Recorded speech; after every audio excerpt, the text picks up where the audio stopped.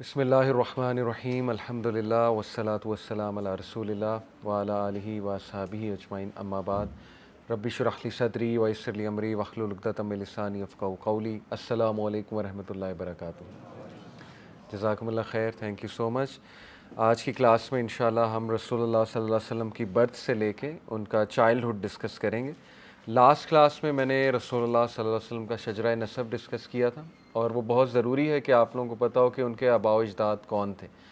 مزے کی بات ہے، کل میں اپنے فادر ان لاء کے ساتھ بیٹھا تھا، ان کا گاؤں کا بیک گراؤنڈ ہے، تو وہ اپنے آباء و اجداد کو بڑا یاد کر رہے تھے، اور اپنے والد کو، اپنے دادا کو، اور وہ ایسی باتیں بتا رہے تھے کہ میرے والد ایسے تھے کہ میں نے ہمیشہ انہیں دوسروں کی مدد کرتے ہی دیکھا ہے۔ گاؤں میں چلتے چلتے چھڑی سائٹ پہ جو ہے وہ شاخ سائٹ پہ کر دی، کسی کا پانی کا مسئلہ بنا ہے تو اس کو جو ہے پانی دلوا دیا، یا یہ کہ کوئی واٹر ڈسپیوٹ چل رہا ہے، گاؤں میں ہوتے ہیں نا اس طرح ڈسپیوٹس، وہ حل کرا دیا وغیرہ وغیرہ۔ اور پھر اپنے دادا کی بڑی تعریف کر رہے تھے کہ مسجد کی صفائی کیا کرتے تھے وہ، تو اتنا نیچرل تھا ان کا بتانا، اتنا آرگینک تھا ان کی تعریف کرنا اپنے آباء و اجداد کی، اور اتنے آرگینک لوگ تھے وہ، یقین کریں گاؤں کے رہنے والے، کہ مجھے یاد آ رہا تھا کہ دیکھیں سبحان اللہ، ابھی پرسوں ہی ہم نے پڑھا کہ کتنی آرگینک زندگی تھی ان لوگوں کی، کتنے سمپل تھے، ایک دوسرے کی مدد کرتے تھے۔ تو رسول اللہ صلی اللہ علیہ وسلم کے بھی جو آباء و اجداد تھے، میں نے آپ کو ان میں بہت جو پرومیننٹ آباء و اجداد ہیں ان میں قصی کون تھے؟ قصی نے کیا کیا تھا؟ قصی واز دا ون جو پولیٹیکل پاور، دار الندوہ بھی قائم کیا، اور پولیٹیکل پاور قریش کی واپس لے کر آئے مکہ میں، ٹھیک ہے، تو اس لیے Qusai was the star of the Quraysh. Hashim نے کیا کیا؟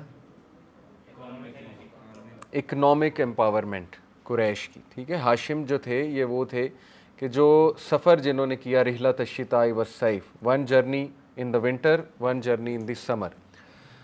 سمر میں کہاں پہ؟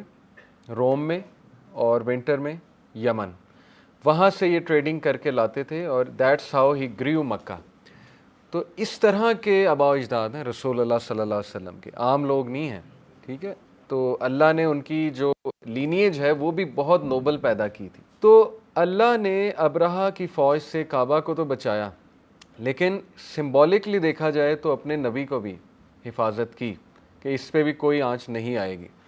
تو ابرہہ کے بارے میں نے آپ کو بتایا تھا نا کہ جو جہنم کے پتھر تھے، ابابیل جو تھی، وہ جہنم کے پتھر اٹھا کے لائے تھے اپنی چونچ میں، اور وہ پتھر ایسیڈک تھے، جب وہ گرے ان پہ تو ان کی باڈیز جو ہے ڈیزالو ہو گئیں، اور ابرہہ کا تو بہت ہی برا انجام ہوا، بہت ہی برا، اس کو ڈیزالو ہوتے باقاعدہ لوگوں نے دیکھا، بہت بری طرح وہ ڈیزالو ہوا۔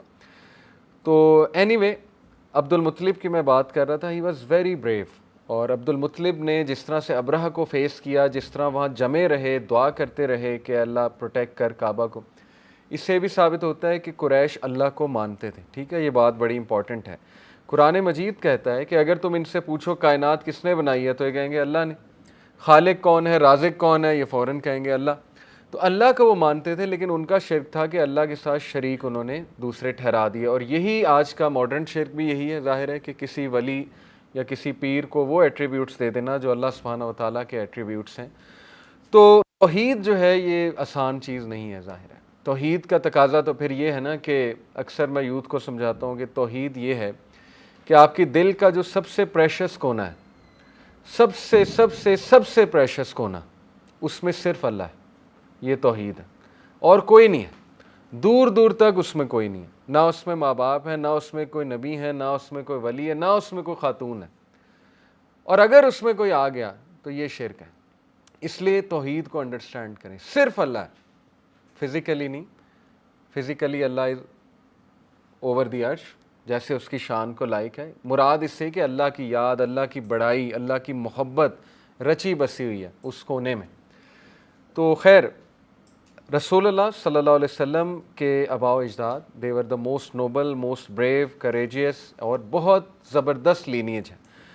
Point to ponder for you guys is کہ اگر آپ چاہتے ہیں 100 سال بعد آپ کی لینیج بھی اچھی ہو، کل کو آپ کے بچے نیک ہوں، ٹھیک ہے نا، سوچنا چاہیے آپ کو، ابھی آپ بڑے ہو گئے ہیں، تو you have to become the one جو اس چیز کو سیٹ کرے گا، ٹھیک ہے، اسی سے موٹیویشن لیں۔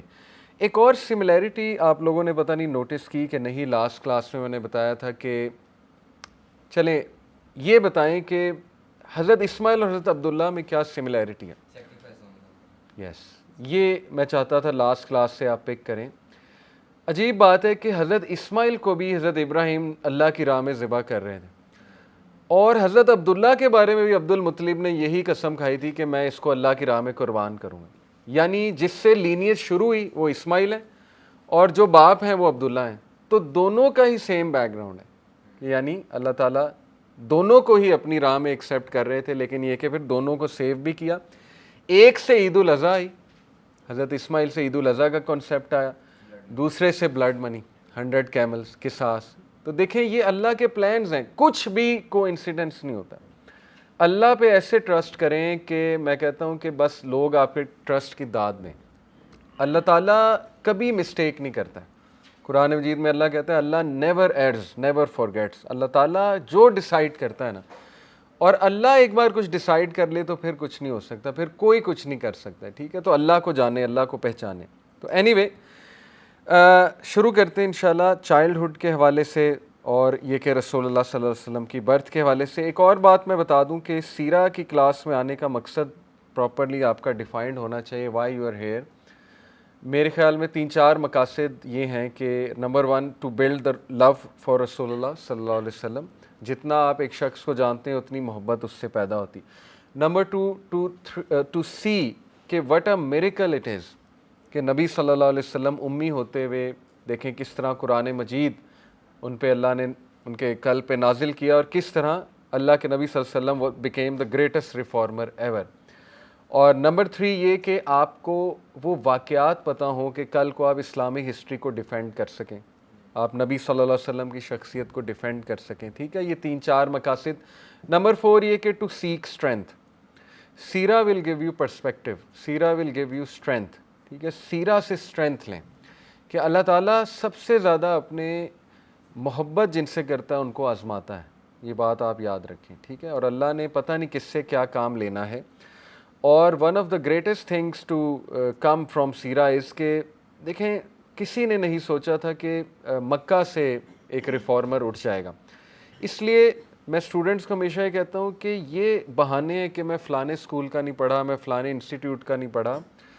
اللہ تعالیٰ گاؤں سے ایک بندہ اٹھا دیتا ہے جو بہت بڑا ریفارمر بن جاتا ہے. آپ کو کیا پتہ ہے، یہ کوئی بیک گراؤنڈ نہیں، فلانا آکسفورڈ کا پڑھا ہوا ہے، فلانا ادھر کا پڑھا ہوا ہے. یہ ہمارے دنیاوی بنائے ہوئے اصول ہیں.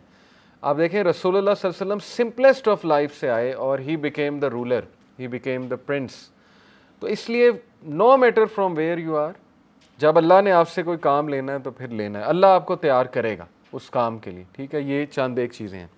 اینی وے، تو ایک پوائنٹ میں نے جیسے آپ کو بتایا کہ جاہلیہ عرب جو ہیں وہ اللہ پر یقین رکھتے تھے، لیکن یہ کہ اللات اور الحبل یہ ان کے 2 مین آئیڈلس تھے. حبل جو ہے یہ عمر بن لوہائی لے کر آیا تھا سیریا سے، اور جو اللات ہے اس کی سٹوری میں آج آپ کو تھوڑی سی سناتا ہوں. اللات جو ہے بیسیکلی یہ بارلے بنایا کرتا تھا. اور یہ کون ہے اللات؟ اللات واز دا ون ہو گرائنڈس. ٹھیک ہے، یہ سوپ بنایا کرتا تھا پلگرمس کے لیے. کس زمانے میں؟ حضرت نوح کے زمانے کے بعد. تو اس کا مطلب کہ حضرت نوح کے زمانے کے بعد بھی یعنی پلگرمیج ہو رہا تھا، یعنی اٹ گوز وے بیک. تو اللات جو ہے یہ مکہ کے روڈ پر بیٹھا کرتا تھا and he would feed people on the road. جب وہ فوت ہوا تو لوگوں نے کہا اس کو کومیموریٹ کرتے ہیں. وہ پھر بات بڑھتے بڑھتے بت بن گیا اس کا، اور پھر بت پرستی شروع ہو گئی. ظاہر ہے نالج لاسٹ ہو گیا. اس دور میں کتابیں وغیرہ تو اتنی نہیں لکھی جاتی تھی، اور لوگوں نے اس کو شریک ٹھہرا دیا اللہ تعالیٰ کا. تو اللات ان کا ایک بہت بڑا فالس گاڈ بن گیا، یعنی قریش مکہ کا. اور حبل. اب ڈسکس تھوڑا سا ہم یہ کرتے ہیں کہ عربیہ ہی اللہ نے کیوں چوز کیا، رومنز کو کیوں نہیں چوز کیا، یا پرشینز میں سے کوئی نبی کیوں نہیں آیا، حالانکہ وہ سپر پاورز تھیں. ٹھیک ہے نا. سب سے پہلے تھوڑی سی میں ہسٹری آپ کو ریوزٹ کرا دوں. اچھا ہے آپ کو ذرا ہسٹری بھی پتہ ہونی چاہیے رومنز اور پرشینز کی. دیکھیں عربیہ جو ہے یہ مڈ میں ہے. ٹھیک ہے، اور عربیہ کے لیفٹ پہ چلے جائیں، ویسٹ میں چلے جائیں تو کیا ہے؟ میپ تھوڑا سا یاد ہے آپ کو؟ سعودی عربیہ کے اوپر کیا ہے؟ نارتھ پہ. ورلڈ میپ دیکھا کریں، بہت دیکھا کریں. نارتھ اوپر عراق، تھوڑا سا ادھر چلے جائیں نارتھ ایسٹ کی طرف تو پرشیا ہے یعنی ایران، ٹھیک ہے. تھوڑا سا ادھر نارتھ ویسٹ کی طرف چلے جائیں تو شام ہے، شام کا علاقہ ہے، اردن، فلسطین، شام، آج کے یہ ماڈرن علاقے ہیں، ٹھیک ہے نا. اسی طرح میڈیٹیرین سی بیچ میں آ جاتا ہے، پتہ ہے آپ کو؟ میڈیٹیرین سی بیچ میں، میڈیٹیرین سی کے لیفٹ پہ کیا ہے؟ ٹرکی کا علاقہ، ٹھیک ہے نا. ٹرکی، اس سے نیچے آ جائیں تو افریقہ ہے. تو یہ جو بائزنٹائن امپائر تھا یہ اصل میں ٹرکی میں تھا. کانسٹینٹینوپول، سینٹ کانسٹنٹائن، یہ بہت بڑا بادشاہ تھا رومنس کا، اس نے یہاں پہ ایک سلطنت قائم کی تھی. بائزنٹائن امپائر یہ بن گیا حضرت عیسیٰ کے تقریباً 250 سال بعد، سینٹ کانسٹنٹائن نے، ٹھیک ہے. تو یہ دونوں آپس میں بہت دشمن تھے، بائزنٹائن اور سیسنڈ امپائر. سیسنڈ امپائر جو ہے یہ پرشین امپائر ہے. اس وقت دنیا کی 2 سپر پاورز یہی تھیں. چائنیز تھے لیکن وہ کوئی اتنی خاص سپر پاور نہیں تھی. چائنیز آرام سے اپنی زندگی بسر کر رہے تھے، باقی اور ہندوز بھی تھے لیکن وہ بھی کوئی خاص سپر پاور نہیں تھی. ان دو سے سارے ڈرتے تھے کہ رومن سے اور سیسنٹ سے پنگا نہ لو، لیکن ان کی آپس میں بہت وارز ہوتی تھی. انٹرسٹنگلی اب میں آپ کو بتاتا ہوں، میں نے جیسے کہا نا کوئی بھی چیز کو انسیڈنٹس نہیں ہوتی، اللہ تعالیٰ کا پرفیکٹ پلان ہوتا ہے. سورہ روم نازل ہوتی ہے 615 سن عیسوی میں، تقریباً 614 سن عیسوی میں کہہ لیں. اور سورہ روم میں اللہ تعالیٰ ایک پریڈکشن دیتے ہیں مسلمانوں کو. اگر آپ نے سورہ روم پڑھی ہے چیپٹر نمبر 30، اس میں آپ کو سنا بھی دیتا ہوں. سورہ روم کی فرسٹ 3-4 ورسز سنا دیتا ہوں. اعوذ باللہ من الشیطان الرجیم. الف لام میم غلبت الروم. The Byzantines have been defeated. اس ٹائم they were defeated. کیسے؟ I'll tell you. فی ادنى الارض وهم من بعد غلبهم سيغلبون. In the nearest land, but they after their defeat will overcome. Within 3 to 9 years. فی بضع سنین للہ الامر من قبل ومن بعد. Within 3 to 9 years they will emerge victorious. To Allah belongs the command before and after, and that day the believers will rejoice. یہ صورت نازل ہوتی ہے 614 سن عیسوی میں، یعنی 615، 5 سال بعد رسول اللہ کے نبی بننے کے بعد. اور انہی دنوں میں ہجرت حبشہ بھی ہو رہی ہے، ٹھیک ہے نا، ایبیسینیا میں مائگریشن بھی ہو رہی ہے. اور ان دنوں کیا چل رہا ہے بائزنٹائنز اور ان کے درمیان، میں تھوڑی سی آپ کو ہسٹری ریوزٹ کراتا ہوں. فوکس ایک ایمپرر تھا، PHOCUS، فوکس. اس کو مورس نے ریپلیس کیا، رومن ایمپرر بن گیا مورس یوسرپر. یہ بڑا عام تھا ان دنوں میں کہ پچھلے ایمپرر کو سازشیں کرا کے قتل کرایا اور خود ایمپرر بن گئے. مورس نے اس کی ساری فیملی کو مار دیا، کوئن کو بھی مار دیا، اس کے بچوں کو مار دیا، ان کی لاشیں لٹکائیں اور عبرت بنانے کے لیے. خسرو پرویز جو تھا اس دور میں، وہ اصل میں وہاں کا کنگ تھا اور وہ اپنے آپ کو خدا سمجھتا تھا، کیونکہ زورواسٹرینز کا جو ریلیجن ہے نا، ان میں جو ان کا کنگ ہوتا ہے وہ خدا ہوتا ہے. رومنس کا بھی آلموسٹ یہی سیم ہی تھا. اینی تو خسرو پرویز کا وہ دوست تھا اصل میں فوکس. خسرو پرویز کو ایک مورل ایکسکیوز مل گیا ٹو اٹیک دی بائزنٹائنز. اس نے کہا کہ یہ جو مورس ہے اس کو تو ہم ماریں گے، لیکن اصل میں اس کی انٹینشن تھی کہ لینڈ کیپچر کرنا. وار بروک آؤٹ ان 603 CE. اب دیکھیں وار کب سے شروع ہوئی؟ 603 سن عیسوی سے. ابھی رسول اللہ صلی اللہ علیہ وسلم جو ہے ان کو 7 سال ہیں نبی بننے میں، ٹھیک ہے. عرب میں رسول اللہ گرو ہو رہے ہیں، عرب کو اللہ پریپیئر کر رہے ہیں ایز اے اسٹرانگ اینٹی کہ وہ ایمرج ہو، اور یہ دونوں آپس میں لڑ کے ویک ہو رہے ہیں. یہ اللہ کی پلاننگ ہے. اینی وے اس نے ایریاز کیپچر کرنے شروع کیے خسرو پرویز نے، اور اتنا سکسیسفل ہوا وہ ایریاز کیپچر کرنے میں کہ وہ اینٹیوک تک پہنچ گیا، سیریا تک. سیریا سے نیچے وہ ایجپٹ تک بھی پہنچ گیا اور بہت تیزی سے وہ پھیلنے لگا. یہاں پر وہ پینک ہوا جو مورس تھا، اور اس نے افریقن گورنر جو تھا اس کو لیٹر لکھا. افریقن گورنر کا بیٹا تھا ہرکولیس، نام سنا آپ نے؟ اسی ہرکولیس کی طرف ابو سفیان گئے تھے، ٹھیک ہے نا. ابو سفیان نے پھر کچھ سوالوں کے جواب دیے تھے. ہرکولیس خیر بڑا واریر تھا، بڑا بہادر تھا. وہ کانسٹینٹینوپول گیا with a very strong flat, اور یہ 610 سن عیسوی کی بات ہے. خسرو خیر وار کو کنٹینیو کرتا گیا، اور عجیب بات یہ ہے کہ کرسچنز نے اور جوز نے خسرو کا ساتھ دیا، کیونکہ یہ جو چیلسیڈونین کرسچنز تھے ہرکولیس والے، یہ بہت شفاق قسم کے کرسچنز تھے، اور یہ قتل و غارت کرتے تھے ہر اس کرسچن کی جو ان سے ڈس ایگری کرتا تھا، سچ ایز نیسٹورینز اینڈ جیکوبینز. یہ 2 فرقے تھے کرسچنز کے اس ٹائم پہ. تو جیوز کو تو ویسے ہی آپ کو پتہ ہے کہ ڈھونڈ کے لوگ مارتے تھے، کیونکہ جوز ان کے نزدیک تو اللہ معاف کر حضرت عیسیٰ کے قاتل ہے، حالانکہ ہمارا عقیدہ نہیں، حضرت عیسیٰ کو تو اللہ نے اس سے پہلے یہ چھوتے غلیظ لوگ، حضرت عیسیٰ کو اللہ نے ویسے ہی اٹھا لیا. تو نیسٹورین، جیکوبینز اور جوز نے بھی ان کو جوائن کیا، خسرو پرویز کو، یہاں تک کہ 26,000 جوز خسرو پرویز کی فوج میں تھے، 26,000 جوز. اینی وے ایرانینز نے اینٹیوک کو بھی آکوپائی کیا، ڈیماسکس کو بھی کیپچر کر لیا 613 سن عیسوی میں، جیروسلم کو بھی کیپچر کر لیا، یہاں تک کیپچر کیا کہ خسرو پرویز جو تھا اس نے کرسچنز کا ایک عقیدہ تھا کہ یہ جو کراس ہے یہ اوریجنل کراس ہے جس پہ حضرت عیسیٰ کو لٹکایا گیا تھا اور سولی چڑھایا گیا تھا، وہ اوریجنل کراس وہ اپنے وہاں لے گیا پرشیا میں. اور پھر اس نے لیٹر لکھا اس کو جو یہ ہے ایمپرر مورس، اس نے کہا from Khusrau the greatest of all gods, تکبر دیکھیں، the master of the whole world, to Heraclius کو لیٹر لکھا، his most wretched and most stupid servant. Heraclius کو کہا کہ تم بہت اسٹوپڈ سرونٹ ہو میرے. You say that you have trust in your lord, why didn't then your lord save Jerusalem from me. یعنی اس کا تکبر کس لیول کا تھا، اس نے یہ لیٹر لکھا. Any way within a year after this victory, the Iranian armies overran Jordan, Palestine and the whole of Sinai Peninsula and reached the frontiers of Egypt. Egypt تک پہنچ گئے، ایجپٹ کو بھی کانکر کر لیا. اب یہ ایسا موقع تھا کہ کوئی سوچ بھی نہیں سکتا تھا، یعنی یہ 613 سن عیسوی 614 سن عیسوی کی بات ہے، کوئی یہ سوچ بھی نہیں سکتا تھا کہ مسلمانوں کو، اللہ نے کہا نا کہ Muslims will also rejoice. Muslims کیوں ریجوائس کریں گے بھائی ان کی وکٹری پہ؟ کیونکہ مسلمانوں کو بھی ایک وکٹری ملنے والی ہے 9 سے 10 سال میں، اور سیم اس سال ملنے والی ہے جس سال یہ رومنز ڈیفیٹ کریں گے پرشینز کو. اینی وے وہ ڈیفیٹ کیا تھی، میں آئی کم ٹو اٹ. اسی دوران مائگریشن ٹو ایبیسینیا ہوتا ہے اور مشرکین بڑے خوش تھے، مشرکین مکہ. وہ اس لیے خوش تھے، وہ کہتے تھے کہ دیکھو مسلمانوں میں اور رومنز کرسچینٹی میں تھوڑا سا ہے سملیرٹی، یہ بھی حضرت مریم کو مانتے ہیں وہ بھی مانتے ہیں، یہ بھی حضرت عیسیٰ کو مانتے ہیں وہ بھی مانتے ہیں. تو جو کتابی لوگ ہیں جن پر کتابیں آ رہی وہ مار کھا رہے ہیں، اور جو آئیڈل ورشپرز ہیں، کیونکہ زورواسٹرنز بھی آ جا کے فائر ورشپر، وہ پھر پیگن ورشپ ہی ہے، وہ کہتے تھے وہ فتح پا رہے ہیں. تو ان کا یہ خیال تھا کہ ہم چھا جائیں گے، کیونکہ ایک طرف سے زورواسٹرنز چھا رہے ہیں رومنز پہ، تو ہم بھی چھا جائیں گے، ہم بھی غلبہ پا جائیں گے.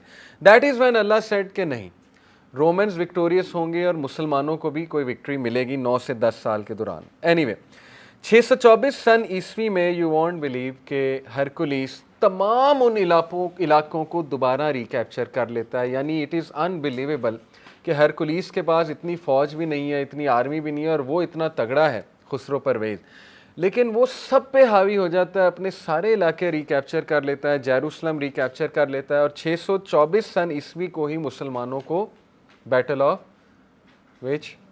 بدر میں وکٹری ملتی. تو یار آپ دیکھیں کہ قرآن کی یہ والی پریڈکشن آج اورینٹلسٹ کو دورے پڑتے ہیں، ٹھیک ہے نا. اورینٹلسٹ جو ہیں وہ ہوتے ہیں جو اسلام پہ کرٹیسزم کرنے والے، جو یورپینز ہیں جو اسلامی تاریخ پڑھتے ہیں، تو they can't deny these things, ٹھیک ہے نا. یہ تو 1500 سال پہلی پریڈکشن ہے اور پوری ہوئی.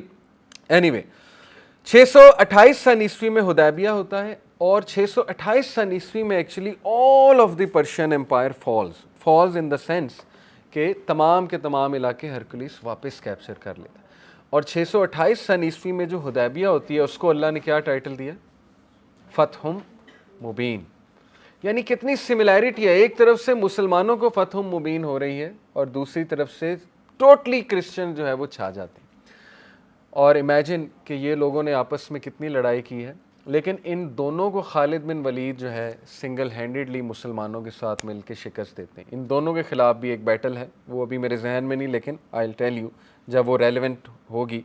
اور خالد بن ولید از انڈیفیٹڈ. پرشینز کو 15 دن میں نیست و نابود کیا، 15 دن میں خالد بن ولید نے. ان کو مہینے میں میکسیمم 25 دن میں جو رومنس تھے. ہرکلیز جو ہے اس کی ٹانگیں کام گئی تھی جب اس کو پتہ لگا کہ خالد بن ولید اور مسلمانوں کی فوج یہاں تک آ گئی. بلکہ میں آپ کو ایک انٹرسٹنگ بات بتاؤں کہ ابو سفیان کے کان میں ہرکلیس نے ایک بات کی تھی کہ جس سے ابو سفیان بھی جو ہے وہ ہل گئے تھے. سارے سوالات پوچھ کے ہرکلیس نے ابو سفیان کے کان میں کہا تھا کہ واللہ، اللہ کو تو مانتا، اس نے کہا کہ اللہ کی قسم تمہارا نبی یہاں آئے گا جدھر میں کھڑا ہوں، اور وہ اس کو فتح ہوگی. اور یہ لینڈ ہمارے ہاتھ سے جائے گا، کیونکہ اس نے کہا کہ یہ سچا نبی ہے اور تمہارے لیے بہتر ہے عربس کے لیے کہ تم اس کو فالو کرو۔ اور اس کے بعد تاریخ کی کتابوں میں آتا ہے، پتہ نہیں کتنا اوتھینٹک ہے لیکن یہ کہ میں نے پڑھا ہے، تاریخ کی کتابوں میں آتا ہے کہ ہرکلیس نے ایک کمیٹی بلائی اور اس نے کہا کہ یہ نبی سچا ہے لیکن ماننا ہے کہ نہیں ماننا ہے، تو وہ کمیٹی اس کے خلاف ہو گئی۔ کرسچن ظاہر آپ کو پتہ ہے بہت زیادہ اس ٹائم پہ پریجوڈیس تھے، سوال ہی نہیں پیدا ہوتا۔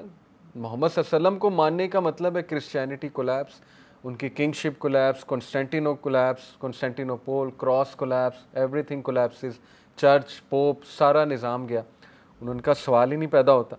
تو یہ بھی یہاں تک آتا ہے کہ ہرکلیس اس لیول تک قائل ہو چکا تھا رسول اللہ کے نبی ہونے پہ کہ اس کا دل گواہی دیتا تھا۔ اب اس نے اسلام قبول کیا کہ نہیں کیا واللہ عالم، میرا تو خیال نہیں کیا، لیکن یہ کہ وہ مان چکا تھا دل سے کہ رسول اللہ صلی اللہ علیہ وسلم نبی ہیں۔ اسی طرح بہت سے تو یہ ہے بیک گراؤنڈ، ٹھیک ہے، کہ رومنز اور جو ہے یہ سیسنڈ امپائر، ان کی آپس میں لڑائی ہو رہی تھی۔ اب بیچ میں اللہ تعالیٰ نے عربیہ رکھا ہوا ہے۔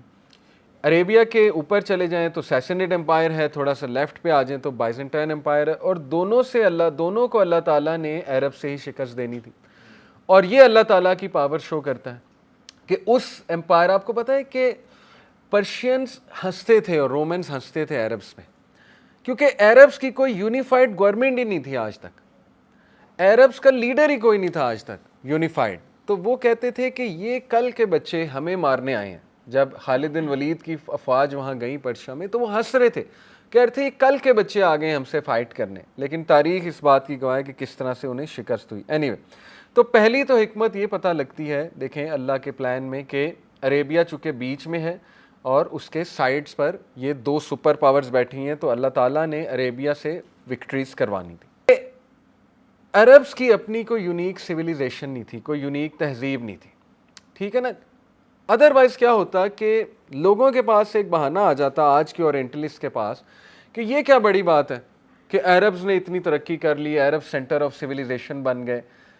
اگر عربز کا کوئی کنیکشن ہوتا رومن سے یا پرشین سے، سمجھ رہے نا آپ اس پوائنٹ کو، یہ بالکل اسی طرح ہے کہ میں آپ کو کہوں کہ لاہور سے کوئی سائنٹسٹ کھڑے ہو گئے، آپ مان لیں گے، لیکن اگر میں کسی اور علاقے کا نام لوں گا، چھوٹے علاقے کا، آپ کے لیے مشکل ہوگا ہضم کرنا۔ تو Arabs went on to form such an awesome civilization، Baghdad, بیت الحکمہ، یہ آپ کو ہسٹری پتہ ہونی چاہیے، تھوڑی سی ریوزٹ بھی کرا دیتا ہوں۔ یاد رکھیں کہ حضرت علی رضی اللہ عنہ کے بعد امیدز came into power۔ امیدز کے 90 ایئر کی حکومت ہے امیدز کی، ٹھیک ہے، 661 سی ای سے لے کے 751 سی ای تک، 751 سن عیسوی تک امیدز پاور میں رہتے ہیں۔ امیدز کے جو پہلے خلیفہ ہیں وہ امیر معاویہ ہیں رضی اللہ تعالیٰ عنہ، اور ان کے جو آخری ہیں وہ مروان 3 کہتے ہیں انہیں۔ ویسے امیر معاویہ کے بعد پھر وہ یزید آ گیا، پھر اس کے بعد مروان بن حکم آ گئے، پھر عبد الملک بن مروان آ گئے، پھر ولید بن عبد الملک آ گئے، ٹھیک ہے نا، پھر سلیمان آ گئے، پھر ایک زبردست کیلف آئے، 5th رائٹس کیلف جنہیں کہتے ہیں، کوئی بتائے گا نام؟ عمر بن عبد العزیز۔ عباسد صرف ان کی عزت کرتے تھے، عمر بن عبد العزیز کی بہت آپس میں دشمنی تھی۔ عباسد جو ہے نا یہ بنو عباس سے ہیں۔ تو اینی وے، عباسد جو ہے یہ 751 سی ای میں آئے۔ امیدز نے اصل میں اسلامک امپائر کو ایکسپینڈ کیا، یہ بات یاد رکھیں۔ ولید بن عبد الملک جو 705 سے لے کے تقریباً 715 تک خلیفہ رہا، 10 سال تقریباً۔ ولید بن عبد الملک کے دور میں اسپین فتح ہوا، طارق بن زیاد 711 سن عیسوی میں اسپین کو فتح کرتے ہیں، اور 712 سن عیسوی میں محمد بن قاسم جو ہے وہ ملتان تک، سندھ تک پہنچ جاتے ہیں، ٹھیک ہے، یہ ہم نے پڑھا ہے تاریخ کی کتابوں میں۔ محمد بن قاسم جو ہے وہ نیفیو ہیں حجاج بن یوسف کے۔ حجاج واز اے ویری سفاک آپ کہہ لیں کمانڈر تھا، جس نے بہت مظالم کیے، اس لیول کے مظالم کیے کہ عبداللہ بن زبیر کو بہت بے دردی کے ساتھ شہید کیا۔ عبداللہ بن زبیر کون ہے؟ حضرت ابو بکر کے نواسے، حضرت اسماء بنت ابی بکر کے بیٹے۔ تو سوچیں کہ حضرت اصل میں عبداللہ بن زبیر وہاں سے کھڑے ہو گئے تھے ایز اے خلیفہ. یہ تھوڑی سی میں ہسٹری آپ کو ریوزٹ اس لیے کرا رہا ہوں کہ یو شوڈ اپریشیٹ کہ عربز کا کتنا رول ہے اب تک جو انسانی ایک کہہ لیں تہذیب کی جو اچیومنٹس ہیں اس میں عربز کا بہت بڑا رول ہے. لیکن یہ تھوڑے سے سائیڈ نوٹ پہ میں باتیں بتا رہا ہوں تاکہ آپ ہسٹری سے ذرا پرسپیکٹیو لے سکیں, ٹھیک ہے نا. کبھی کبھی آپس میں لڑائیاں ہو جاتی ہیں, مسلمانوں کی ہسٹری میں بہت لڑائیاں ہیں, اس میں کوئی ڈاؤٹ نہیں ہے. لیکن اگر آپ رومنس کی ہسٹری پڑھیں گے تو آپ ہل جائیں گے. مسلمانوں کی تاریخ میں کچھ بلڈ شیڈ نہیں ہے کمپیئر ٹو رومنس. ہمیں وہ یہ کہتے ہیں نا کہ تو آپ کی تو خون خرابہ ہے ہسٹری میں, تو کبھی آپ ان کی ہسٹری کھول کر دیکھیں. آپ نے دیکھا یہ ٹی وی سیریز میں وہ دکھاتے ہیں, ٹھیک ہے نا, اپنی ہسٹری کے کتنا قتل و غارت ہوئی ہے, کتنا کچھ ہوا ہے. لیکن اینی وے بڑے دردناک واقعات ہوئے. حجاج بن یوسف نے بہت بے دردی سے عبداللہ بن زبیر کو شہید کیا تاکہ امیدز کی گورنمنٹ سٹرونگ ہو سکے. اینی وے پھر حجاج بہت بری طرح تاریخ میں آتا ہے, اس کو ڈیتھ ہوئی بہت ہی بری طرح. ظاہر ہے اللہ تعالیٰ کی ناراضگی تھی, لیکن یہ کہ حجاج کی اچیومنٹس بھی بہت ہیں. یہ جو آپ کو زیر زبر قرآن مجید پہ نظر آتا ہے حجاج کی اچیومنٹ ہے, ٹھیک ہے نا. حجاج نے یہ ایک کام کیا, اللہ نے اس سے بھی کام لینا تھا, اللہ نے اس سے کام لیا. لیکن سلیمان جب پاور میں آیا تو سلیمان کی حجاج سے بہت لگتی تھی. سلیمان ولید بن عبد الملک کے بعد پاور میں آیا. سلیمان نے ولید کے سارے جو کمانڈرز تھے ان کو مروا دیا بے دردی سے. حجاج کو مروایا بہت بری طرح. پھر اس کے بعد محمد بن قاسم کو مروایا یا اتنا برا ٹریٹ کیا, اتنا برا ٹریٹ کیا کہ وہ بیچارے غم سے ہی مر گئے. طارق بن زیاد جیسے جنرل کو سلیمان نے بہت بے دردی کے ساتھ وہاں سے لا کے, یعنی تاریخ کی کتابوں میں آتا ہے کہ طارق بن زیاد جو ہے وہ بھیک مانگتے نظر آتے تھے وہاں کی گلیوں میں, بغداد کی غالباً گلیوں میں.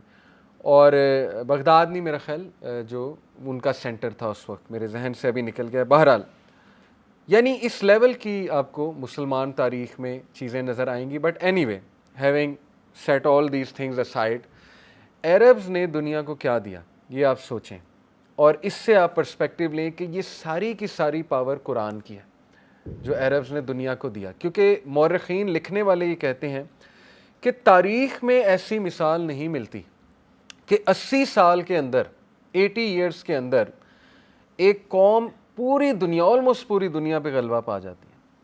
ایجپٹ بھی, موروکو بھی, everything under the Muslim rule. Walid bin Abd Al Malik کے دور میں 80 سال ہوئے, 711 سن عیسوی رسول اللہ کے ڈیتھ کے, یعنی 80 سال بعد کا واقعہ. دوسرا یہ کہ جس لیول پہ انہوں نے سائنس میں ترقی کی ہے وہ ابھی میں آپ کو تھوڑا گنانا شروع کرتا ہوں. تو بہرحال امیدز نے پولیٹیکلی سٹرونگ کیا اسلامک امپائر کو, یہ ان کو کریڈٹ جاتا ہے. بہت زیادہ انہوں نے کانکویسٹ کیے. سٹرونگ ایڈمنسٹریٹر عبد الملک بن مروان ایک نام ہے. مسلم کرنسی انٹروڈیوس کرنے والا عبد الملک بن مروان ہے. اس سے پہلے رومن کرنسی یوز ہوتی تھی, پتہ آپ کو, ایون مسلم کنٹریز میں. رومنس سے نجات لی اس نے, مسلم کنٹری دینار انٹروڈیوس کیا اس نے, عبد الملک بن مروان نے. عبد الملک بن مروان نے ڈوم آف دا راک بنوایا مسجد اقصیٰ کا. عبد الملک بن مروان نے سڑکیں پکی کرائیں حج تک جو آتی ہیں. عبد الملک بن مروان نے کعبہ کو ایکسپینڈ کیا, مسجد اقصیٰ کو اس نے ایڈون کیا, سجایا. بہت سی بلڈنگز اس نے بنائی, بہت بڑا آرکیٹیکٹ تھا عبد الملک بن مروان. اور اس کے بعد ولید جو ہے اس نے کانکویسٹ جاری کیے, فار لینڈز تک کانکویسٹ جاری کیے. اینی وے اس کے بعد 700 تقریباً 55 سے لے کے 751 میں امیدز کا ڈاؤن فال آ جاتا ہے. لیکن یہ کہ عباسدز آ جاتے ہیں تقریباً 755 میں, دے کیم انٹو پاور. عباسدز میں بہت سے خلفاء گزرے ہیں, ٹو نیم سم. مامون الرشید کا نام سنا, ہارون الرشید, مامون الرشید, منصور, ٹھیک ہے نا, یہ فیمس نام آپ نے سنے گے. متوکل باللہ, ٹھیک ہے نا. اسی طرح آپ نے فاطمدز کا نام سنا ہوگا جو ایجپٹس میں آ گئے تھے. ہیشاشنز کا نام سنا آپ نے, اسیسنز کریڈ پتہ آپ کو.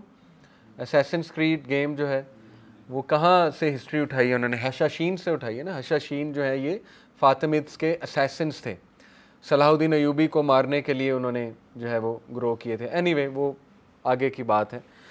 بٹ عباسڈ جو ہے انہوں نے سائنس میں اور تہذیب سویلائزیشن بنانے میں بہت زیادہ گرو کیا مسلم امپائر کو.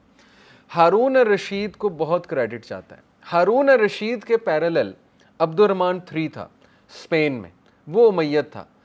उमैयद्स की हिस्ट्री इतनी ज़्यादा इंटरेस्टिंग है, थोड़ा सा ऑफ टॉपिक हम चले गए सीरा से हटके, लेकिन ये ज़रूरी है आपके लिए, ठीक है, आपको ये वाली हिस्ट्री भी पता होनी चाहिए। अब्दुर्रहमान अल दाखिल की तारीख ये है कि वो निकल के भाग गए थे, ऑल्दो उनकी पूरी फैमिली को अब्बासिड्स ने कत्ल कर दिया। वाहिद अब्दुर्रहमान बचे थे जो कि वलीद के ख़ानदान से थे, वलीद के शायद पोते थे या नवासे थे, वलीद बिन अब्दुल मलिक के। अब्दुर्रहमान अपने छोटे भाई के साथ भाग गए, 751 सन ईस्वी की बात है। भाग के मोरक्को चले गए, छोटे भाई को बीच में कत्ल कर दिया था, लेकिन ये कि वो भाग के निकल गए। अब्दुर्रहमान ने सिंगल हैंडेडली 18 साल की उम्र में स्पेन में जाके मुसलमानों को वहाँ दोबारा से तक़वियत दी और दोबारा से वो एम्पायर कायम किया, क्योंकि 711 सन ईस्वी के बाद स्पेन का डाउनफॉल शुरू हो रहा था। स्पेन पे फ्रेंच हमला कर रहे थे, इन्होंने जाके फ्रेंच फोर्सेस को भी डिफीट किया और मुसलमानों की जो आपस की लड़ाई थी वो भी ख़त्म कराई। इसीलिए इनको अब्दुर्रहमान अल दाखिल कहते हैं, क्योंकि ये जिस तरह से एंटर हुए स्पेन में और इन्होंने स्पेन को जाके संभाला दिया। खैर, इनकी औलाद अब्दुर्रहमान 2 और फिर उनकी औलाद अब्दुर्रहमान 3। तो हारून रशीद के टाइम पे अब्दुर्रहमान 3 जो थे वो वहाँ स्पेन में उमैयद्स के किंग थे। थोड़ा सा ना तकसीम हो गई सल्तनत, स्पेन में उमैयद डायनेस्टी कायम थी और बाकी सारी मुस्लिम कंट्रीज़ में अब्बासिड्स थे।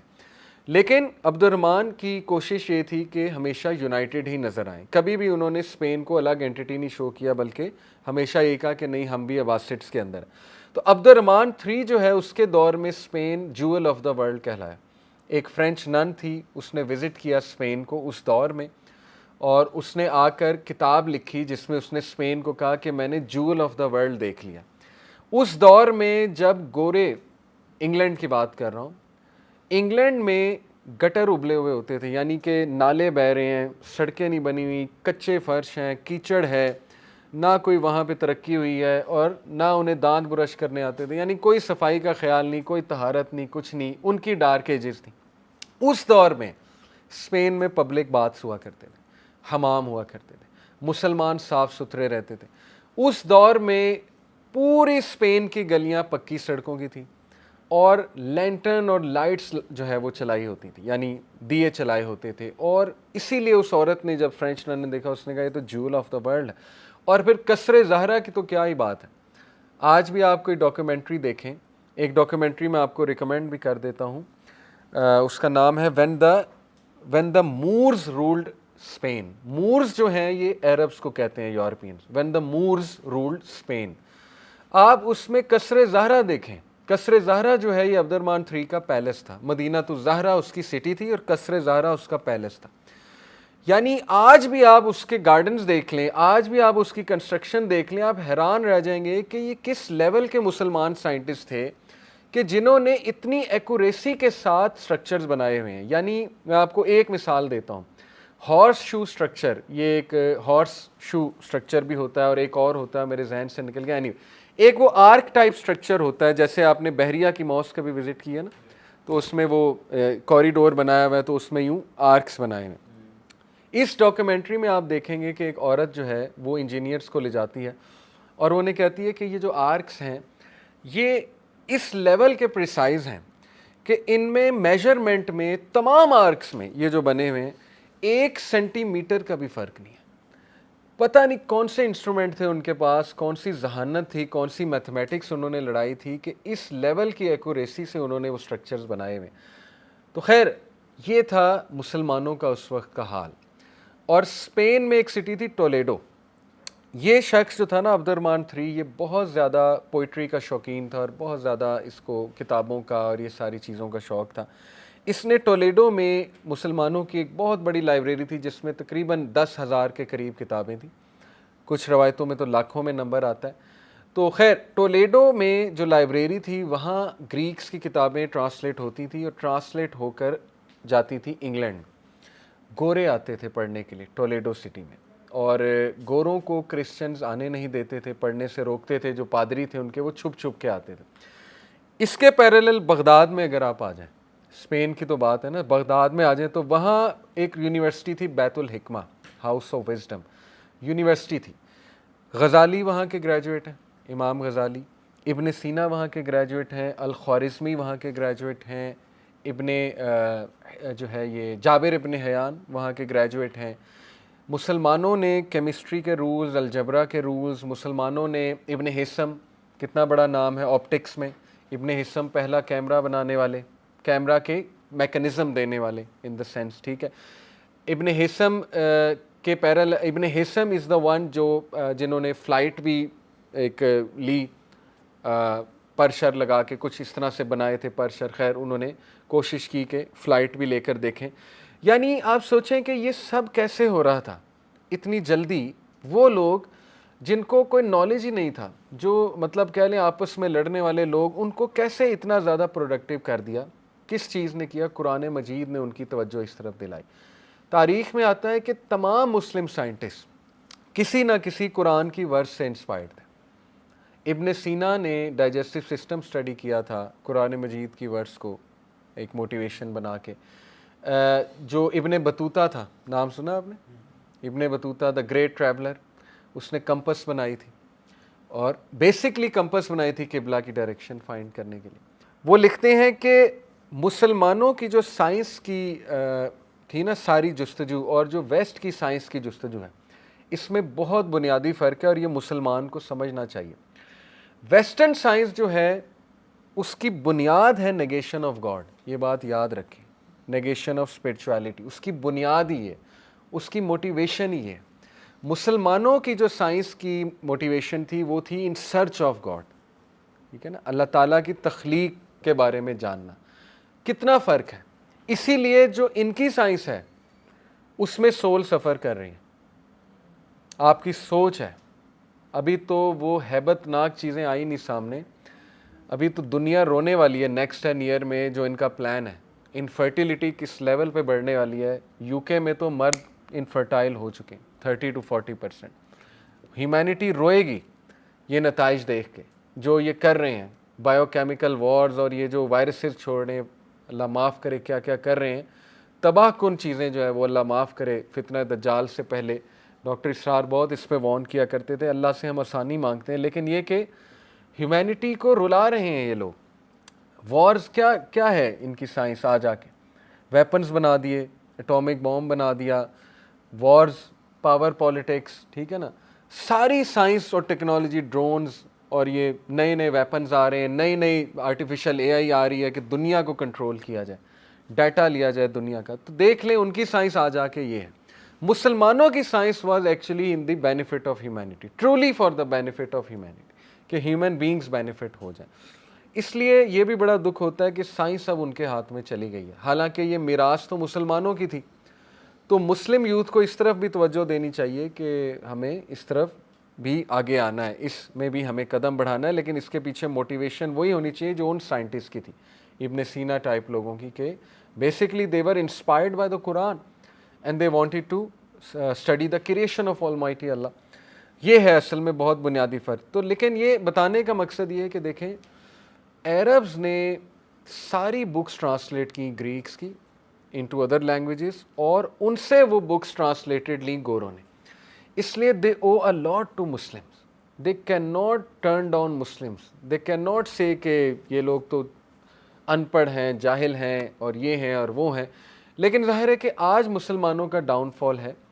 تو یہ بات یاد رکھیں کہ ویسٹرن پروپیگنڈا یہ ہے آپ لوگوں کے لیے کہ وہ آپ لوگوں کو یہ ہمیشہ یاد کراتے ہیں یا یہ باور کراتے ہیں کہ تاریخ شروع امریکہ سے ہو رہی ہے. تو نیور کم ان دس پروپیگنڈا کہ تاریخ امریکہ سے نہیں شروع ہو رہی، تاریخ تو وہاں سے شروع ہو رہی ہے، رسول اللہ صلی اللہ علیہ وسلم، اور وہاں سے مسلمانوں کا جو ہے وہ اپلفمنٹ شروع ہو رہی ہے. بعد میں ڈاؤن فال آیا، یہ ایک الگ بات ہے. تو یہ ہے خلاصہ.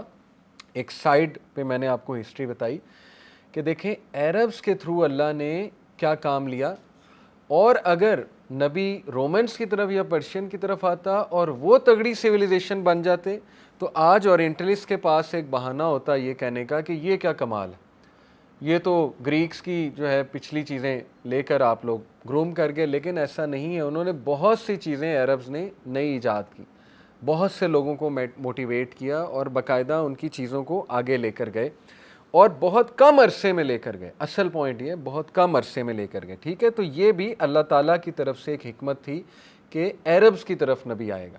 اور عربز ایک تہذیب قائم کریں گے اور عربز ایک سویلائزیشن بنیں گے. ٹھیک ہے, یہ ہے بہت, یہ اتنا امپورٹنٹ پوائنٹ میں نے آپ کو بتایا ہے کہ آپ کسی بھی دہریے سے, ایتھیسٹ سے, یا کسی ایسے بندے سے جو ویسٹ سے بہت انسپائرڈ ہے, آپ اسے ایک تاریخ ری وزٹ کرا سکتے ہیں اور آپ اسے یہ باور کرا سکتے ہیں کہ دیکھو یہ بھی قرآن کی پاور ہے, دا امپیکٹ قرآن ہیڈ آن دا ہسٹری. تو یہ بھی ایک بہت اسٹرانگ پوائنٹ ہے ڈیبیٹ کے لیے. ٹھیک ہے, تو عربز نے ایک بہت یونیک سویلائزیشن بنائی. میں بلکہ آپ کو وہ کوٹ بھی بتا دیتا ہوں ول ڈیورنٹ کا. ول ڈیورنٹ نے تہذیب کی جو تعریف کی ہے سویلائزیشن کی, ول ڈیورنٹ نے تعریف ایسے کی کہ civilization is a social order promoting cultural creation. 4 elements constituted. اس نے کہا کہ انسانی جو تہذیب ہے اس کے 4 ایلیمنٹس ہیں. جب تک وہ 4 ایلیمنٹس پورے نہ ہوں اس چیز کو ہم سویلائزیشن نہیں کہہ سکتے. بائی دا وے سویلائزیشن اور کلچر میں فرق آپ کو پتہ ہونا چاہیے. کیا فرق ہے؟ کلچر ان پڑھ لوگوں کا بھی ہو سکتا ہے. کلچر ایک آئی لینڈ پہ لوگ ننگے رہ رہے ہیں ان کا بھی ہو سکتا ہے. ٹھیک ہے نا, کوئی انہیں تمیز نہیں ہے, کچھ بھی نہیں ہے, لیکن یہ کہ ان کا ایک کلچر ہے, ان کا ایک مذہب ہے, ان کی کچھ روایات ہیں, وہ کلچر ہے. سویلائزیشن تھوڑا سا سیکوینشل کلچر ہوتا ہے, تھوڑا سا آپ کہہ لیں کہ ایک تمیز دارانہ کلچر.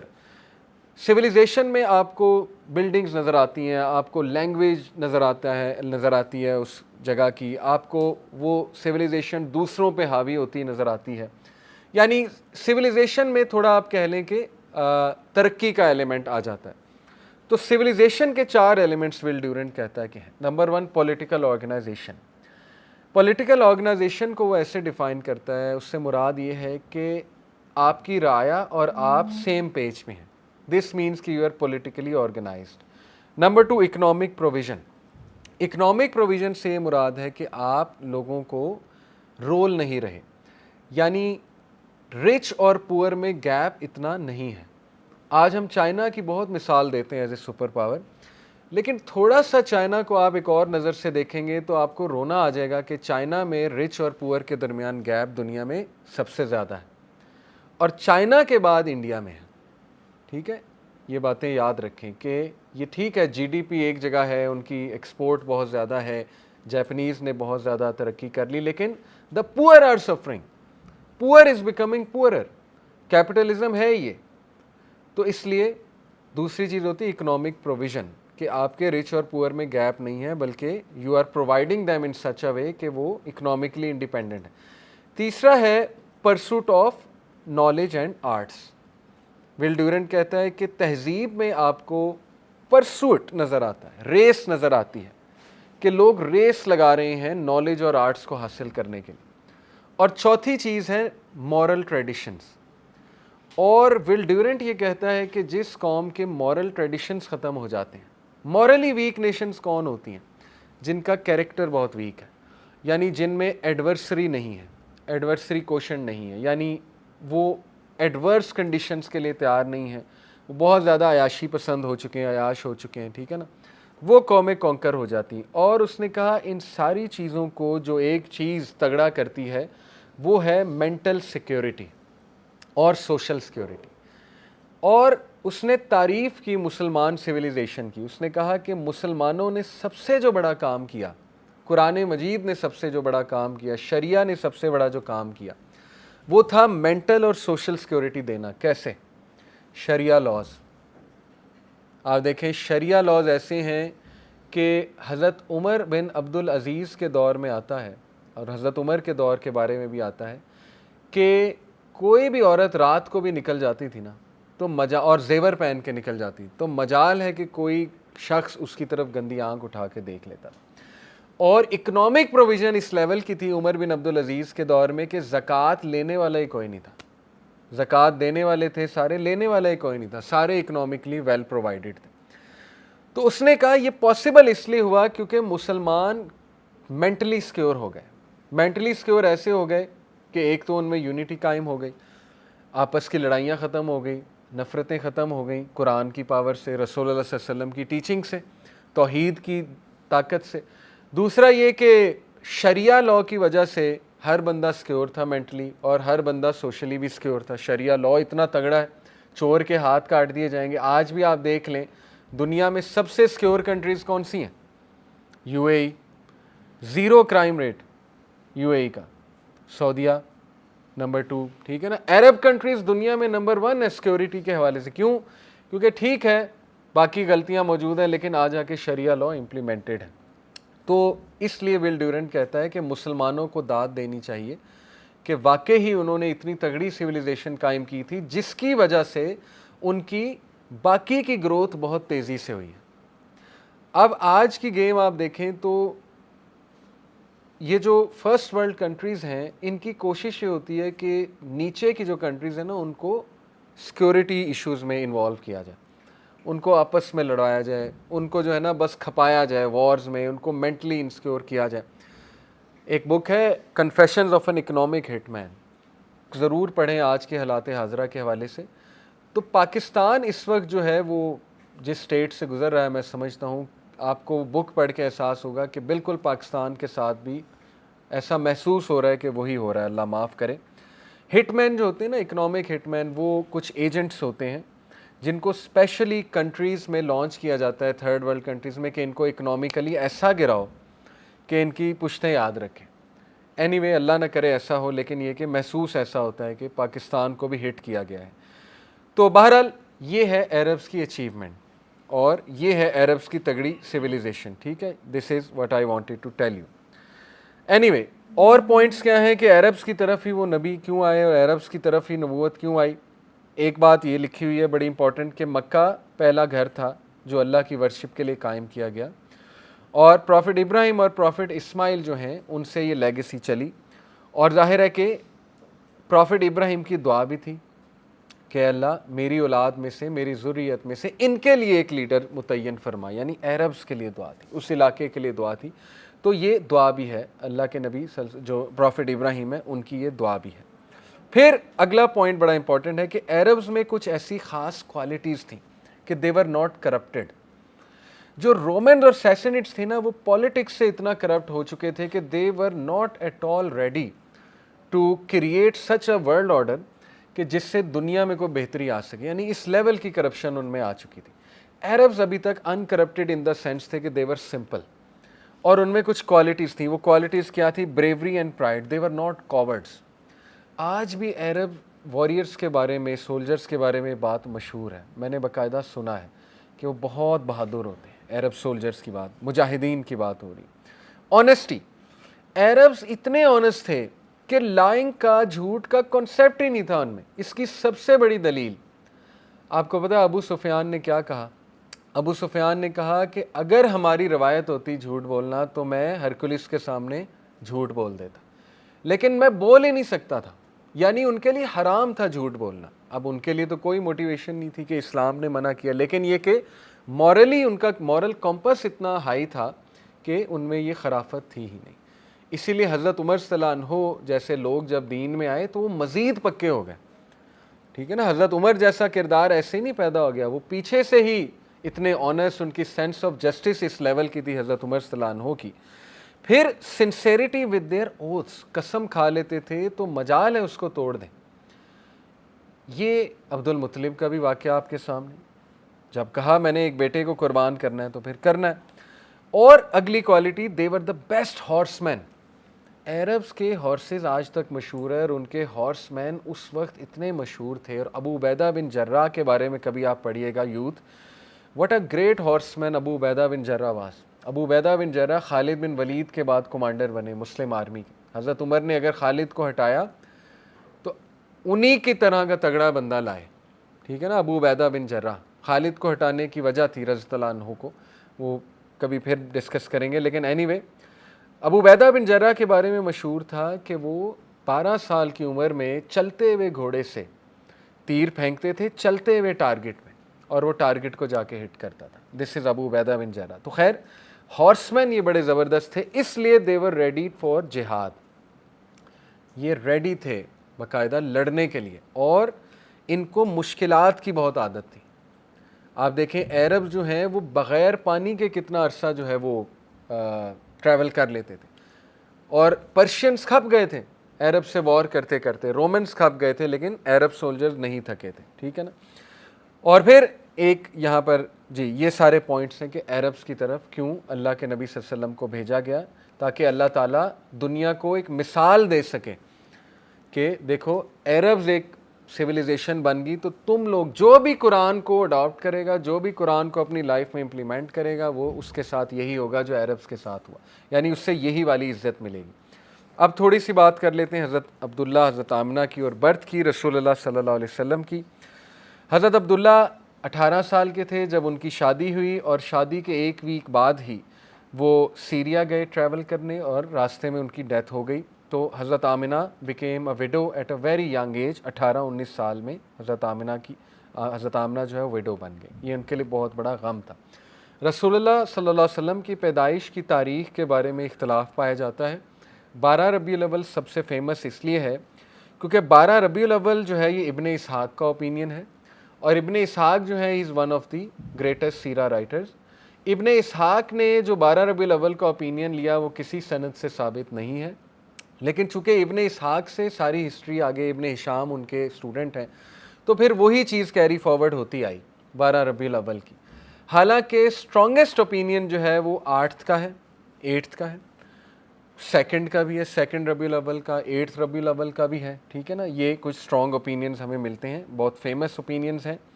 لیکن یہ کہ یہ والا اوپینین اس لیے چھا گیا کیونکہ میں نے آپ کو بتایا ابن اسحاق کا اوپینین ہے.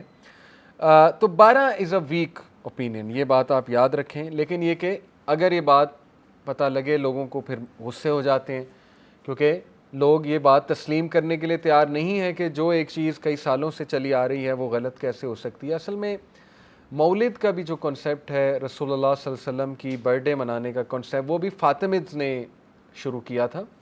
30 سے 40 فیسٹیولز وہ بنایا کرتے تھے, اور وہاں سے پھر یہ چیز ایک اکنامک بن گئی. اس سے ٹریڈنگ ہوتی تھی بہت زیادہ, اس سے بہت زیادہ ظاہر ہے لوگوں کو کمانے کا ذریعہ ملتا تھا.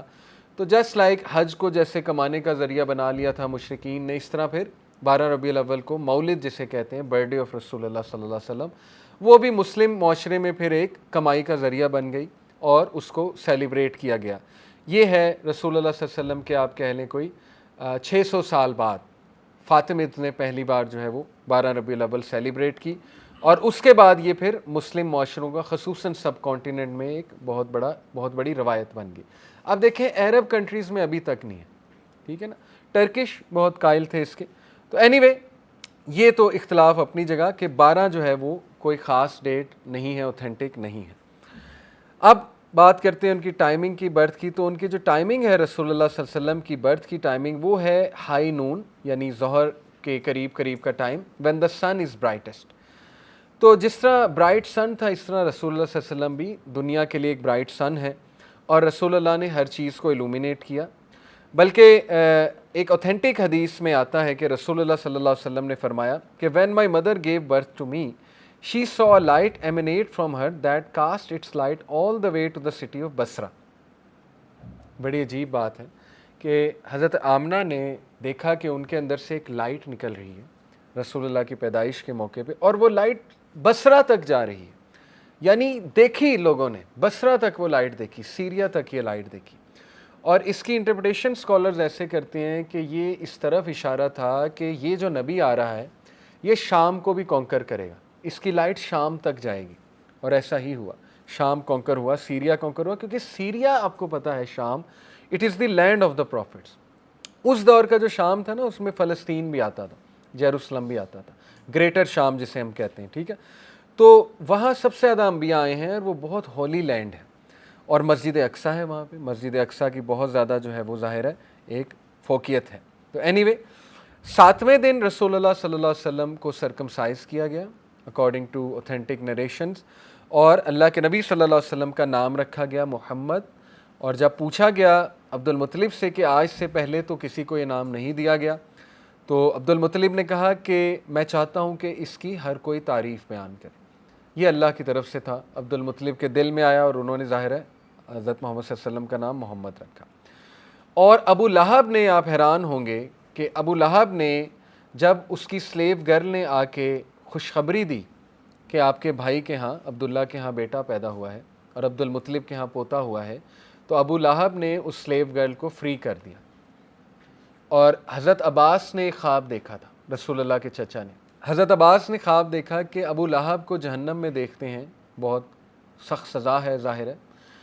اور انہوں نے پوچھا کہ کیا تمہیں رسول اللہ کا کوئی فائدہ نہیں ہوا, یعنی ان کا ریلیشن ہے تمہارے ساتھ ایک. تو اس نے کہا صرف ایک فائدہ ہوا ہے, اور وہ یہ ہوا کہ میں نے جس دن اس لونڈی کو آزاد کیا تھا خوشخبری پہ, تو اس کے بدلے مجھے کچھ ڈراپس آف واٹر مل جاتے ہیں جہنم میں.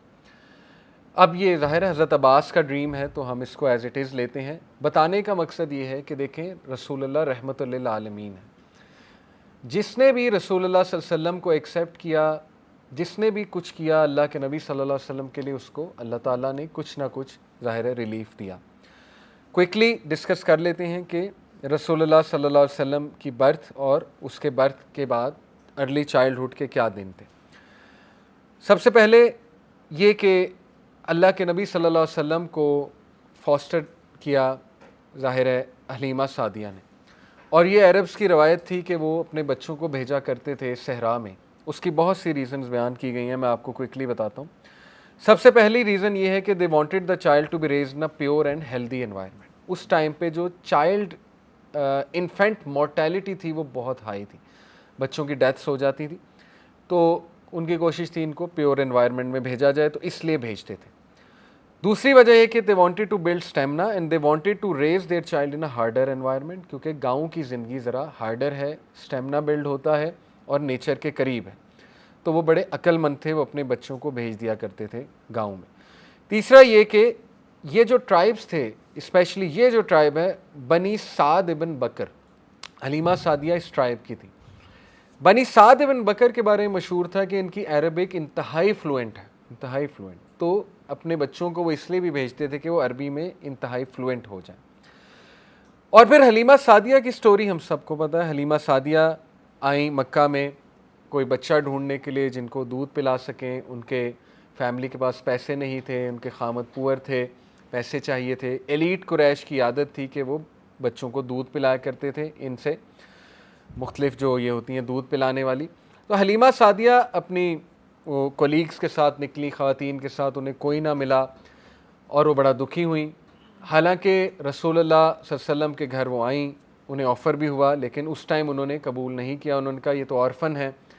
تو مشہور تھا کہ آرفن ایک بچہ ہے, تو لیکن اس کو کسی بھی دائیا نے نہیں لیا, کیونکہ انہوں نے کہا کہ اس کا تو باپ ہی نہیں زندہ, تو اس نے کہا ہمیں ان سے اتنے پیسے ملنے. بہرحال ان کے ہسبینڈ نے جب انہیں دکھی دیکھا تو کہا کہ تم غمزدہ نہ ہو, تم ایسا کرو اس آرفن بچے کو دودھ پلاؤ, ہو سکتا ہے اللہ اس کی بدولت ہمیں بہت دے. اب یہ شو کرتا ہے کہ وہ لوگ دل کے اچھے تھے, پیسے کا فکر نہیں کی, بلکہ انہوں نے کہا کہ آرفن کو دودھ پلاتے ہیں. بہرحال انہوں نے آرفن کو دودھ, رسول اللہ صلی اللہ علیہ وسلم کی بات ہو رہی ہے, اور پھر جیسے ہی رسول اللہ صلی اللہ علیہ وسلم کو انہوں نے دودھ پلانا شروع کیا اور لیا, تو انہوں نے میریکلز ہوتے دیکھے. ان میریکلز میں سے چند ایک میریکلز میں آپ کو بتاتا ہوں کہ there was an old got they had, جس نے ملک دینا بند کر دیا تھا. جیسے ہی رسول اللہ صلی اللہ علیہ وسلم ان کے ٹینٹ میں آئے, اس نے اتنا دودھ دینا شروع کر دیا کہ وہ حیران رہ گئے. دوسرا انہوں نے ایک میریکل یہ دیکھا کہ ان کے پاس ایک کیمل تھا, بہت ہی سست, چلتا ہی نہیں تھا.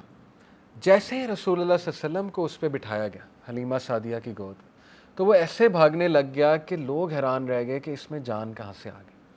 نہ صرف یہ, حلیمہ سعدیہ نے اپنے گھر کے باہر جو باغات تھے ان میں پھول کھلتے دیکھے, ان میں گروتھ ہوتی دیکھی, اور ایون پانی بہتا دیکھا. یعنی رزق بھی بڑھ گیا حلیمہ سعدیہ کے ہاں. تو ظاہر ہے اس سے بہت سے پوائنٹس اخذ ہوتے ہیں. ایک تو یہ کہ آرفن جو ویژن تھا نا ان کا, جو سوچ تھی ان کی. دوسرا پوائنٹ یہ ثابت ہوتا ہے, بڑا امپورٹنٹ پوائنٹ ہے, علماء یہ کہتے ہیں کہ سوچیں جس نبی کی صرف موجودگی سے ایک گھر میں برکت آ جاتی ہے اور اس طرح کی چیزیں دیکھنے کو ملتی ہیں, تو اس نبی کی ٹیچنگز جو اڈاپٹ کرے گا, اس نبی کا لائف سٹائل جو اڈاپٹ کرے گا, تو اس کا گھر کیسا ہو جائے گا. سوچنے کی بات ہے, ٹھیک ہے نا. تو اپنے گھر میں جتنی سننا چیزیں ہیں ان کو لائیں, سننا لائف سٹائل, سننا ڈائٹ, سنتیں رسول اللہ کی, گھر انٹر ہوتے ہوئے سلام, گھر ایگزٹ ہوتے ہوئے دعا, ٹھیک ہے نا, یہ سناز ہیں. جتنی دعائیں آپ کو آتی ہیں, رات سوتے ہوئے دعائیں, برتن ڈھک کے سونا وغیرہ وغیرہ, جب آپ سناز پہ ریسرچ کرنے جائیں گے تو you will find a whole new world, کہ کتنی سناز ہیں جو ہمیں پتہ ہی نہیں ہے. سبحان اللہ. واش روم جانے کی دعا, نکلنے کی دعا, غفرانک, ٹھیک ہے نا, یہ ساری چیزیں، سونے کی سنت، کس طرح سے سویا کرتے تھے ہمارے نبی صلی اللہ علیہ وسلم. تو خیر یہ 2 سال انہوں نے بہت سے ایسی چیزیں وٹنس کی کہ ان کا دل ہی نہیں کیا رسول اللہ کو واپس کرنے کا، اور انہوں نے ان کی مدر سے ریکویسٹ کی کہ اس بچے کو ایکسٹینڈ کر دیں میرے پاس. تو ان کی مدر نے یہ ریکویسٹ قبول کی. اب جو واقعہ آتا ہے بڑا انٹرسٹنگ، وہ یہ کہ رسول اللہ صلی اللہ علیہ وسلم جب 4 سال کے تھے اور اپنے بہن بھائیوں کے ساتھ کھیل رہے تھے، جو ان کے فاسٹر بردرز اینڈ سسٹرز تھے، جن میں شیمہ ان کی بہن تھی، حضرت حلیمہ کی بیٹی تھیں، تو کیا دیکھا انہوں نے کہ جبرائیل علیہ السلام آئے اور children got scared and ran away but the prophet stood his ground. This shows کہ پروفٹ صلی اللہ علیہ وسلم بچپن سے بریو تھے. جبرائیل نے رسول اللہ کو لٹا لیا اور دنیا کی پہلی ہارٹ سرجری، ظاہر ہے یہاں سے چیرا. انس بن مالک کہتے ہیں کہ 60 سال کی عمر میں رسول اللہ صلی اللہ علیہ وسلم کے یہاں پر میں نے وہ نشان دیکھا.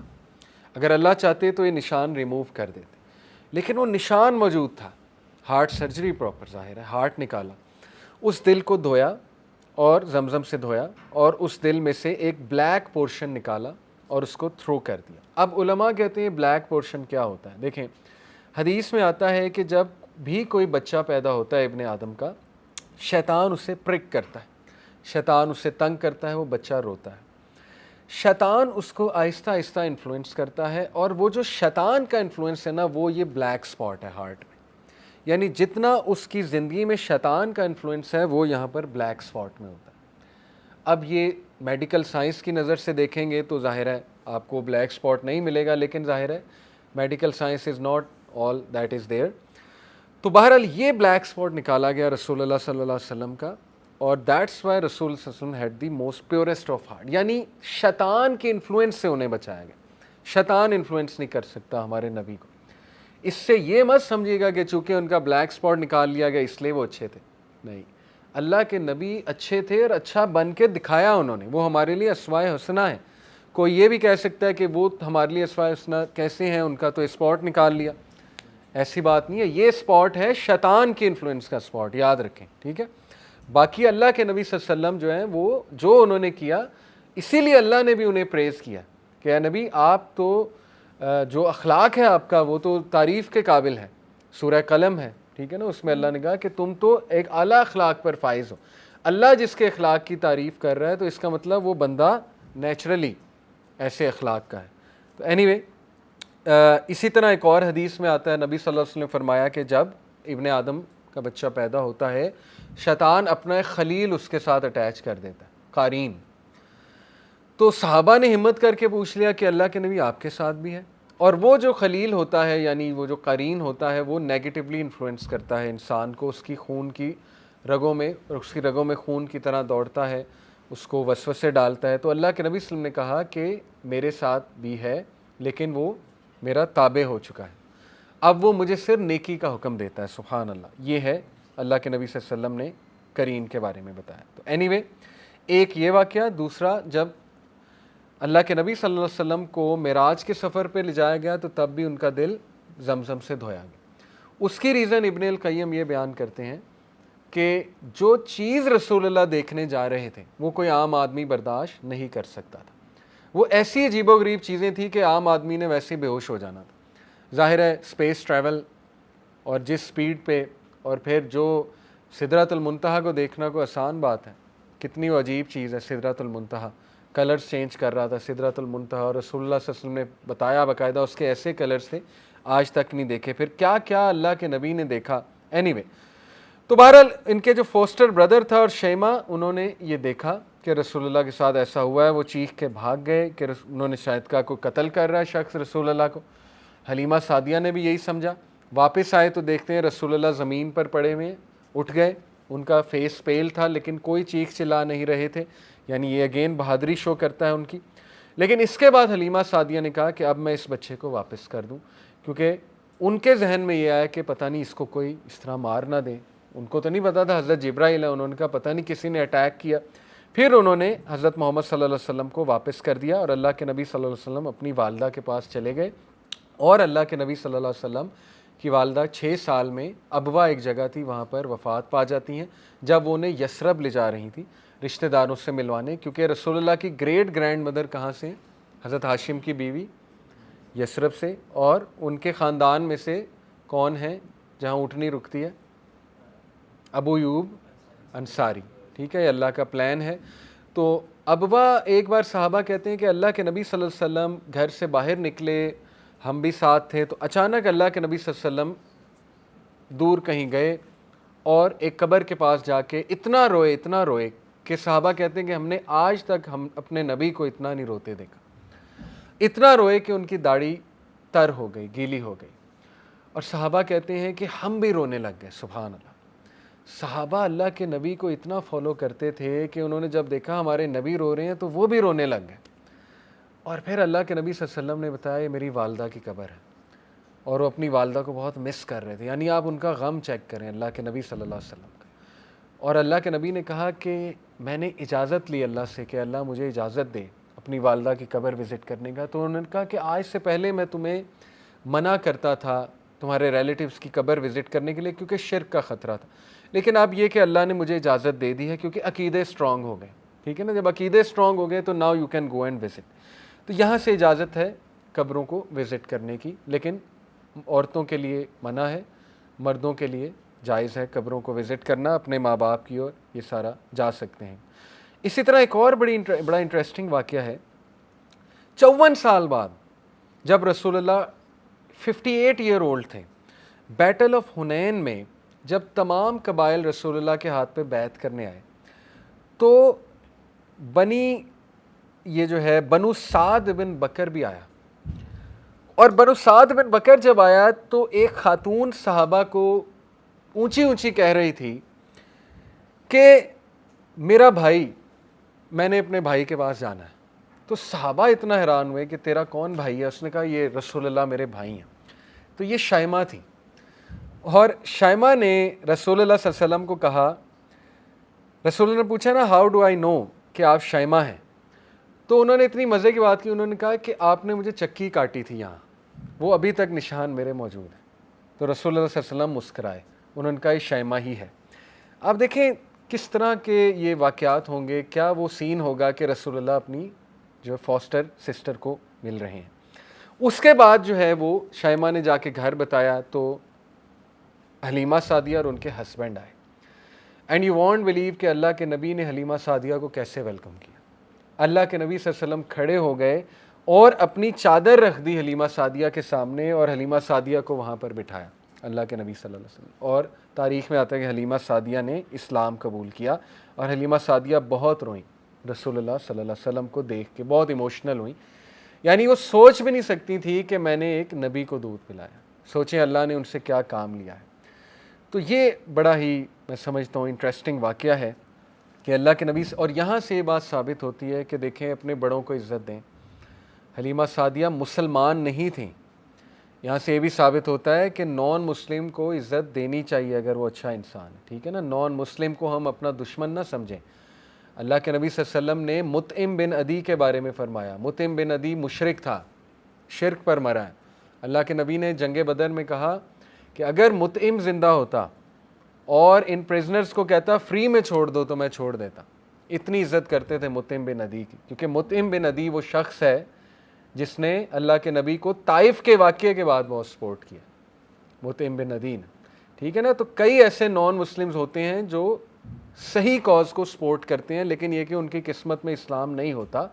تو ہمیں یہ حکم ہے کہ ہم ان کی عزت کیا کریں, ہم ان کو بالکل بھی یہ نہ سمجھیں کہ یہ لوگ تو بس ایسے ہی ہیں. یہ واقعات ہیں کچھ. اور عبد المطلب کا ایک واقعہ سنا دیتا ہوں بڑا زبردست, کہ رسول اللہ صلی اللہ علیہ وسلم سے اتنی محبت تھی عبد المطلب کو چائلڈ ہوڈ میں کہ عبد المطلب نے ایک تخت سا بنایا ہوا تھا کعبہ کے ساتھ, وہ وہاں شیڈ بھی لگایا ہوا تھا. وہاں عبد المطلب عصر کے وقت کے بعد بیٹھا کرتے تھے, اور عبد المطلب وہاں فیصلے کیا کرتے تھے اور اپنے لوگوں سے بات چیت کیا کرتے تھے, پنچایت لگتی تھی. اس جو تخت ٹائپ جگہ تھی کوئی بھی نہیں وہاں بیٹھ سکتا تھا, ایون ان کے بیٹے بھی نہیں بیٹھ سکتے تھے. لیکن ایک بار اللہ کے نبی صلی اللہ علیہ وسلم جب بہت چھوٹے تھے وہاں آ کر بیٹھ گئے, تو لوگوں نے اللہ کے نبی کو ہٹانا شروع کیا. تو عبد المطلب نے کہا کہ نہ ہٹاؤ, میرا یہ بیٹا یہاں بیٹھ سکتا ہے. یعنی عبد المطلب کو اتنی محبت تھی رسول اللہ صلی اللہ علیہ وسلم سے, اینڈ ہی ریکگنائز رسول اللہ کہ یہ اسپیشل ہے یہ بچہ. انہوں نے کہا میرا یہ بیٹا یہاں بیٹھ سکتا ہے, یہ اس کا حقدار ہے. اور ایک اور واقعہ آتا ہے کہ ایک بار رسول اللہ کے ایک چچا نے, غالباً ابو طالب ہوں گے یا جو بھی تھے, انہوں نے رسول اللہ کو بھیج دیا اپنا کیمل فائنڈ کرنے کے لیے, اپنے لاسٹ کیملز. رسول اللہ تب 7-8 سال کے تھے. تو چائلڈہڈ کے کچھ واقعات آپ کو سنا رہا ہوں نا, کہ چائلڈہڈ میں کچھ واقعات جو ہے وہ ثابت ہوتے ہیں. تو یہ ون آف دی اوتھینٹک واقعہ ہے کہ عبد المطلب, اور بھیجا اس لیے تھا کیونکہ رسول اللہ کے بارے میں مشہور تھا کہ جو یہ کرتا ہے نا وہ کام ہو جاتا ہے, یعنی یہ اتنا برکت والا بچہ ہے. تو 7-8 سال کی عمر کے تھے, تو انہوں نے بھیج دیا کہ جاؤ میرے کیملز ڈھونڈ کر لاؤ. تو رسول اللہ نہیں آئے, بڑا ٹائم ہو گیا. عبد المطلب کو اتنا غصہ چڑھا اپنے بیٹوں پہ, انہوں نے بہت, ایک تو سزا بھی دی, دوسرا کہا کہ آئندہ کے بعد محمد کو میری آنکھوں سے کوئی دور نہیں کر سکتا.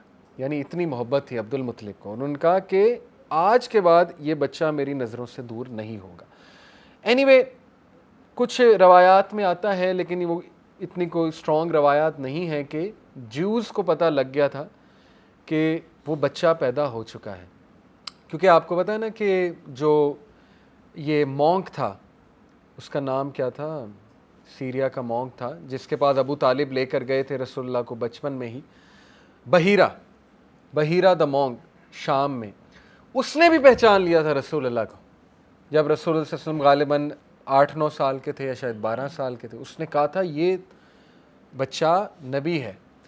تو بحیرہ نے اسی وقت ایکسیپٹ کر لیا تھا, اس لیے کچھ لوگ کہتے ہیں بحیرہ بھی مسلمان ہی تھا, ایک قسم کا ظاہر ہے, اس نے ایکسیپٹ کر لیا تھا. اسی طرح جیوز کو پتا تھا, جیوز کو وہ سائن نظر آ گئے تھے. جیوز کی جو کتابوں میں تھے, جیسے میرے خیال غالباً ایک دمدار ستارے کا ذکر تھا غالباً, یا ایک ٹیمپل کا ذکر تھا, اس کی وہ گر جائیں گی, اس کی جو لائٹ ہے وہ بجھ جائے گی, فائر وغیرہ وغیرہ. تو کچھ روایات میں آتا ہے کہ جوز جو ہیں وہ تلاش میں تھے رسول اللہ کو کڈنیپ کرنے میں. لیکن یہ کہ یہ کوئی ہماری کتابوں میں نہیں ہے, یہ کچھ تاریخ کی کتابوں میں آتا ہے. اینڈ دے ور آفٹر رسول اللہ صلی اللہ علیہ وسلم, کہ کڈنیپ کر کے ان کو ہم اپنا جیو بنا لیں, کیونکہ they were not ready to accept کہ عربس کو ہم نہیں مان سکتے, تو اس کو ہم پہلے ہی جو بنا لیں گے, اور پھر یہ کہ ہم یہ کہیں گے کہ یہ ہم میں سے ہی آیا. یعنی اس لیول کی ان کی وہ تھی. لیکن یہ کتنا اوتھینٹک ہے واللہ عالم, اس کو اتنا آپ اوتھینٹک کنسیڈر نہ کریں, ٹھیک ہے. تو خیر یہاں پہ آج ہم کلاس کو اینڈ کرتے ہیں. ہم نے رسول اللہ صلی اللہ علیہ وسلم کا چائلڈہڈ اسٹڈی کیا, اور ہم نے یہ دیکھا کہ عربس تک کی طرف اللہ نے اسلام کیوں بھیجا, اور اس میں کتنی اللہ کی حکمت تھی. اور اس سے لیسن ٹو لرن یہ ہے کہ آپ یاد رکھیں کہ قرآن جو بھی بندہ اڈاپٹ کرے گا, سننا جو بھی اڈاپٹ کریں گے, ان کو دنیا اور آخرت میں عزت ملے گی, اور اللہ دنیا میں انہیں بہت دے گا. That is the take away point. جزاکم اللہ خیر. سبحانک اللہم و بحمدک, اشہد ان لا الہ الا انت استغفرک و اتوب الیک. والسلام علیکم و رحمۃ اللہ.